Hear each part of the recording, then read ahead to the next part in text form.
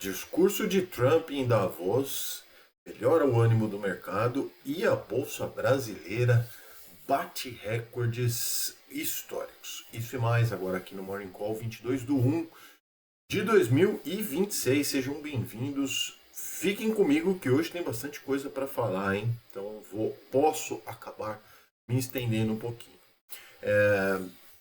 Rapidamente, só passando, hoje tem a agenda de eventos recarregada, principalmente nos Estados Unidos, tá?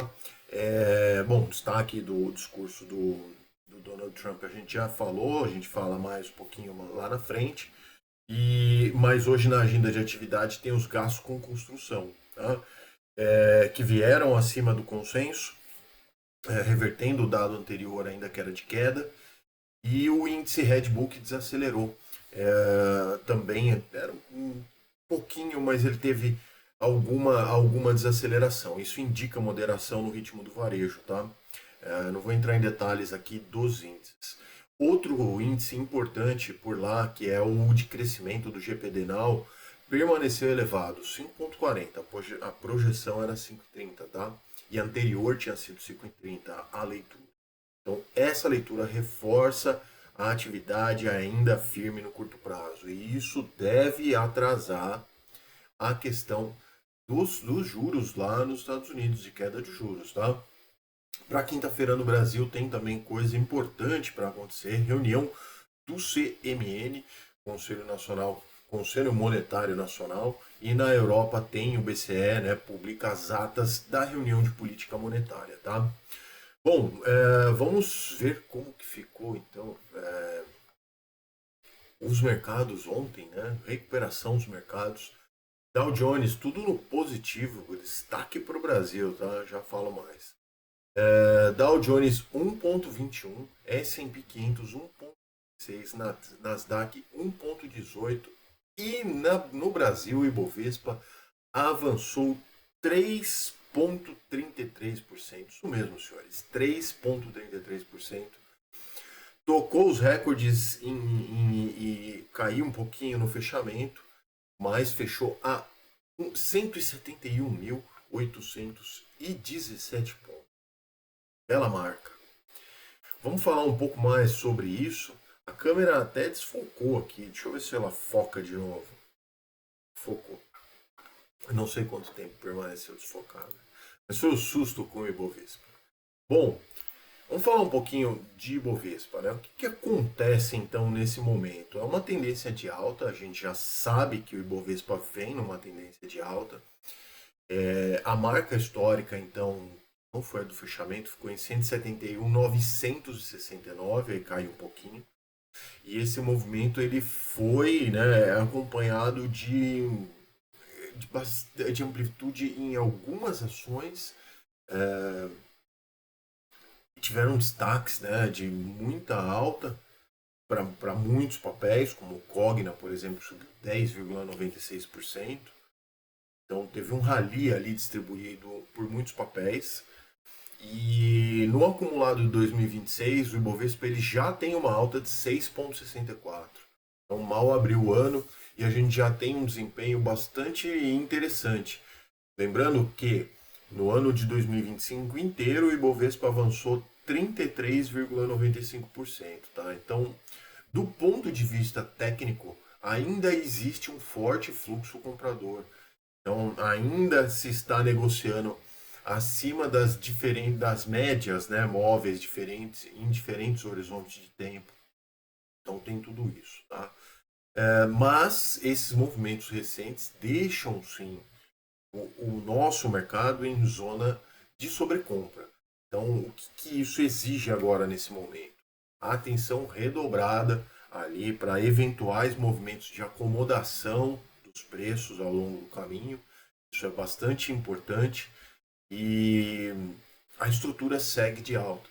A estrutura para a bolsa, as análises, elas seguem no campo positivo por uma série de fatores técnicos, mas também ainda tem aqui, né, para acontecer no Brasil o início da queda de juros. Então, quando isso acontecer, talvez, né, é bom olhar as análises, olhar os números, mas talvez quando isso acontecer, pode ser que a bolsa já tenha antecipado todo esse movimento. Então, nesse momento agora, eu diria para todos vocês que vale a pena se debruçar, entender os movimentos, parar um pouco o dia de trabalho, aquela correria, outras coisas, e olhar um pouco para sua carteira e ver se não é o momento de fazer um aporte antes para tentar se antecipar a um movimento que deve acontecer de fato, que é a queda do juro aqui no Brasil. Bom, claro que isso não é uma recomendação de investimentos, nem poderia ser, né? Mas sim, é um fato.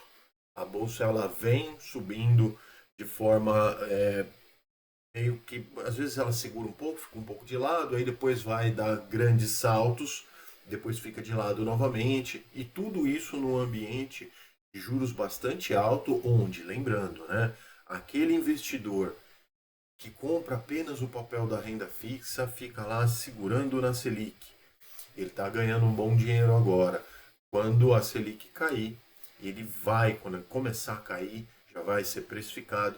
Ele vai precisar, caso queira ter um pouco mais de rendimento, partir para os mercados de risco. Nesse momento, os preços vão subir ainda mais. Então, bom momento para todos.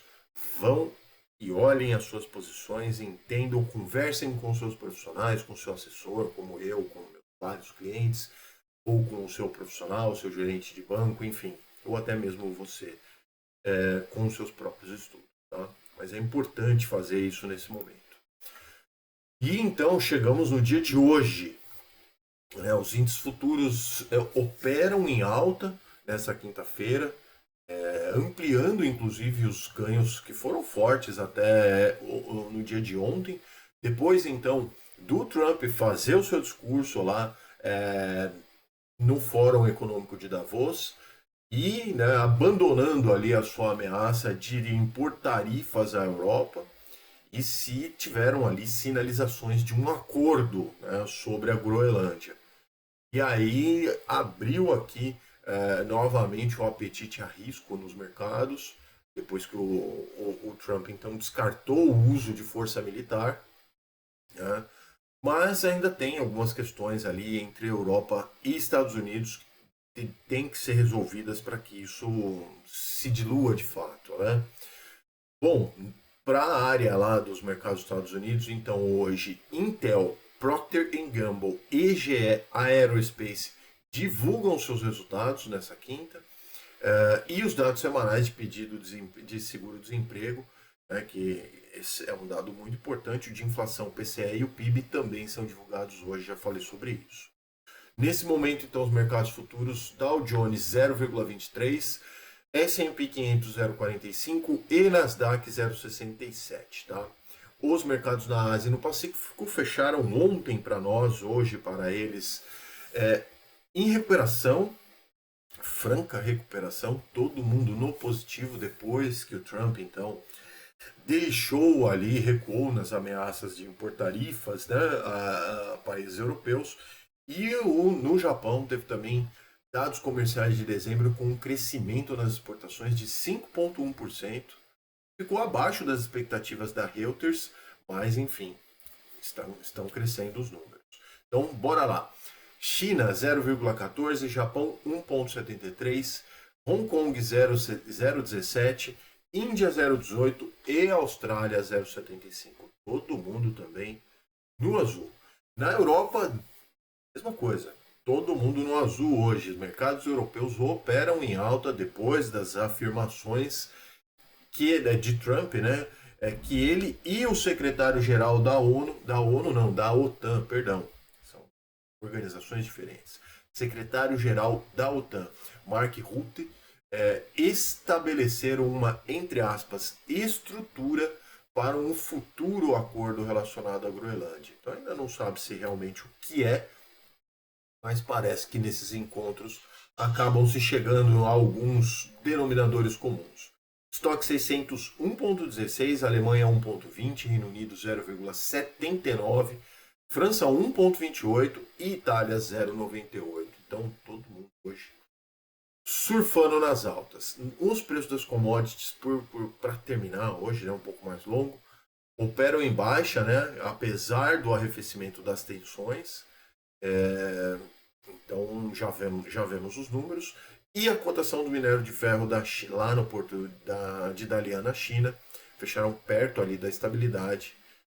Todo mundo avaliando ali, os investidores, né, avaliando os embarques robustos das mineradoras australianas, em contraste com a política, com o apoio, né, da política monetária chinesa. Tá?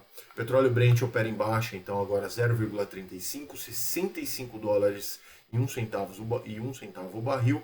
Minério de ferro na bolsa de Dalian fechou ali perto do 0 a 0, 0,06, sinalzinho positivo. E o Bitcoin segue em queda, pequena, mas em queda hoje também, 0,18 aos 89.736 dólares a unidade. Bom, vídeo grande hoje, um pouco maior.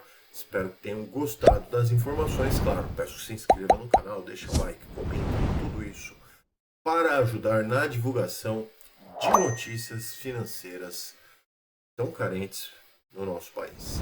Um forte abraço a todos. Nos vemos amanhã aqui no Morning Call. Bons negócios. Atenção, hein? Tchau.